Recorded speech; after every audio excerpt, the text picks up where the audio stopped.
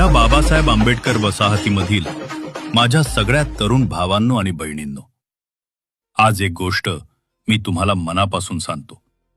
Election येतील, election जातील, पण आपला समाज प्रगत झाला पाहिजे, शिक्षित झाला पाहिजे. बाबासाहेबांनी सांगितलेलं वाक्य आपल्याला सगळ्यांना माहिती आहे. शिक्षण हे वाघिणीचं दूध आहे. ते प्यायल्यावर माणूस गुरगुरल्याशिवाय राहणार नाही.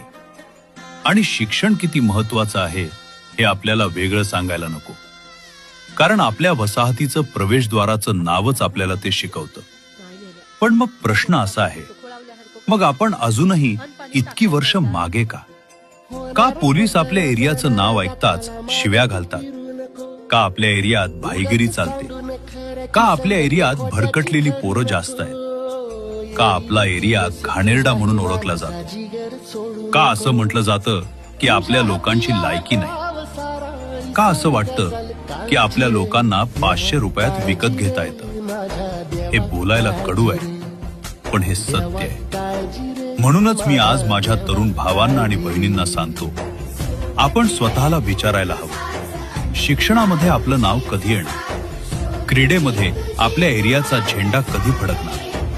आरोग्य, कला, कौशल्य, संगीत, सेना, पोलीस या क्षेत्रात आपली पोरं कधी दिसणार?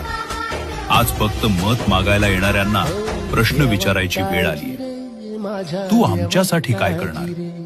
तुझं विजन काय आहे? आमच्या मुलांसाठी शिक्षणात काय प्लॅन आहे? आमच्या एरियाच्या विकासासाठी तुझा नेमका प्लॅन काय आहे? आमच्या मूलभूत गरजांवर तू काय करणार आहेस?